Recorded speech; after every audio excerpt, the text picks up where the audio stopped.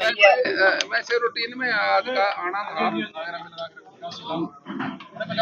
Maharana Pratap university में गया था अभी थोड़ी देर पहले जी। उसके बाद राणा जी के फार्म पे बागवानी का फार्म है इनका, ये बड़ा अच्छा इनका निमंत्रण था मेरे पास, तो इनके निमंत्रण के ही उस पे आया हूँ यहाँ पर।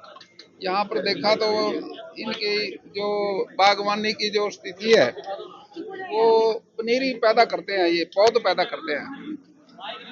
बागवानी की पौध पैदा करके देश के अंदर अनेक जगह इसका विस्तार करते हैं, जाके बाग लगवाते हैं। और हम समझते हैं भी एग्रीकल्चर के अंदर तो हमारे पास बागवानी है, जिसको हम हॉर्टिकल्चर के माध्यम से इसका सरकार की तरफ से इनकी मदद करते हैं। और पशु विभाग है, इसके साथ साथ हमारा एग्रीकल्चर के अंदर डेयरी फार्म है और फिशरी भी है, मच्छी पालन भी है। लेकिन आज देश की जो अर्थव्यवस्था, हमारे देश की अर्थव्यवस्था में सबसे ज्यादा एग्रीकल्चर का योगदान हो सकता है। और एग्रीकल्चर में जो फिशरी है इसका ग्रोथ ज्यादा है।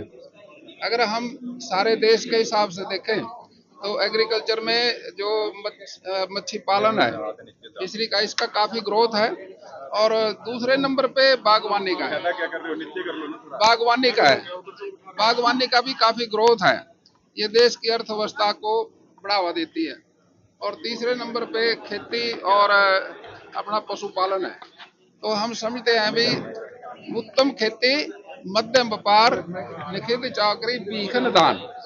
तो खेती पहले भी हमारे यहाँ सर्वश्रेष्ठ मानी गई थी और हम चाहते हैं भी खेती जितनी आगे आएगी, हमारी सरकार कोशिश कर रही है।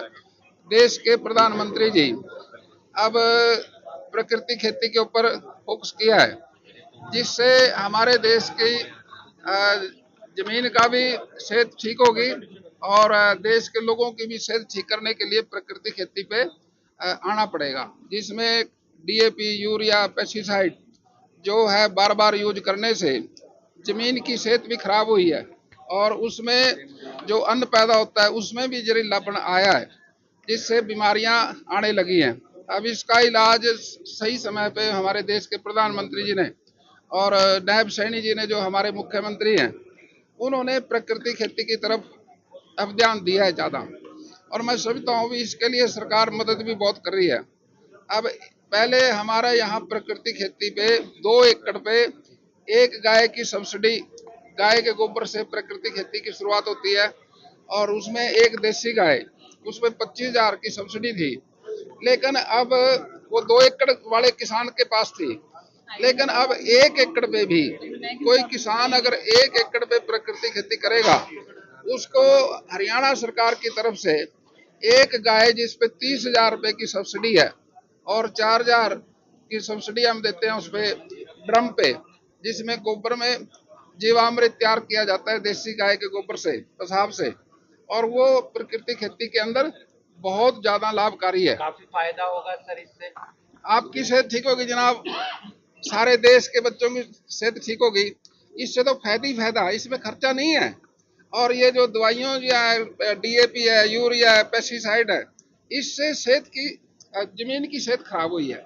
और जब जहरीला पड़ा है खेत में तो अनाज भी जहरीला पैदा होने लगा है। सर इसके अलावा अगर राजनीति की बात करें तो आज राहुल गांधी चंडीगढ़ आ गए हैं, संगठन बनाएंगे अपनी पार्टी का, कांग्रेस का। देखिए, अगर कांग्रेस पार्टी संगठन की तरफ ध्यान तो देते नहीं, वो पारिवारिक पार्टी है और बगैर संगठन के कोई किसी पार्टी की जीत नहीं हो सकती। बिना संगठन के कोई चुनाव नहीं जीत सकता, इसलिए हार के कारण उनके यही है। अगर उनको ध्यान में आ गई बात ये तो अच्छी बात है। क्या दिक्कत? वो कल राहुल गांधी वहां गए थे, मध्य प्रदेश में गए तो वहां कह रहे हैं नरेंद्र मोदी को ट्रंप ने फोन करा और वो आरएसएस वाले और बीजेपी वाले एकदम से इस पैर को राजी हो गए। देखिए, अभी हमारे देश की जो दुनिया की लड़ाई का ट्रेंड बदल रहा है। अभी तो साइंस भी आ गई, इसके अंदर टेक्नोलॉजी ज्यादा आ गई। अब जिनसे लड़ाई है उन्हीं से तो लड़ना, लड़ाई हमारे आतंकवादियों से थी, पाकिस्तान के लोगों से तो थी नहीं, वो तो गरीब जनता है। हम आतंकवादियों को पे ही अटैक किया और पाकिस्तान के अंदर, लेकिन वहां की जो मिलिट्री है उन्होंने आतंकवादियों का साथ ना देना चाहिए था, लेकिन साथ दिया, तो फिर वो भी इन्वॉल्व हो गए इसमें। फिर एयरबेस पे अटैक करने पड़े, क्योंकि वहां की आर्मी और आतंकवादियों में कोई अंतर नहीं है। कारण उसका एक ये भी है, विदेश नीति पाकिस्तान की आर्मी के लोग बनाते हैं। जब तक वो इसमें इन्वॉल्व रहेंगे राजनीति में, तब तक पाकिस्तान के हालात नहीं सुधर सकते। एक बात और उन्होंने भगवंत मान है, वो कह रहे हैं one nation one संदूर one husband की बात कर रहे हैं। नहीं, देखिए, अब वो तो हमारे देश की जो परंपरा है उसी का पालन होगा। कल उन्होंने कहा, राहुल गांधी ने मध्य प्रदेश के अंदर कि 3 घोड़े होते हैं, एक शादी वाला घोड़ा, एक रेस वाला घोड़ा और एक लंगड़ा घोड़ा।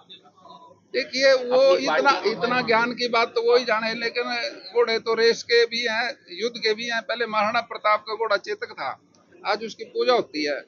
अब वो तो जानते हो आप, लड़ाई के घोड़े तो सूरवीर होते हैं, और शादी वाला घोड़ा तो सजावटी होता है, उसका क्या दिक्कत। सर, प्रदेश में मांगूर की खेती काफी हो रही है, समय में बड़े स्तर पर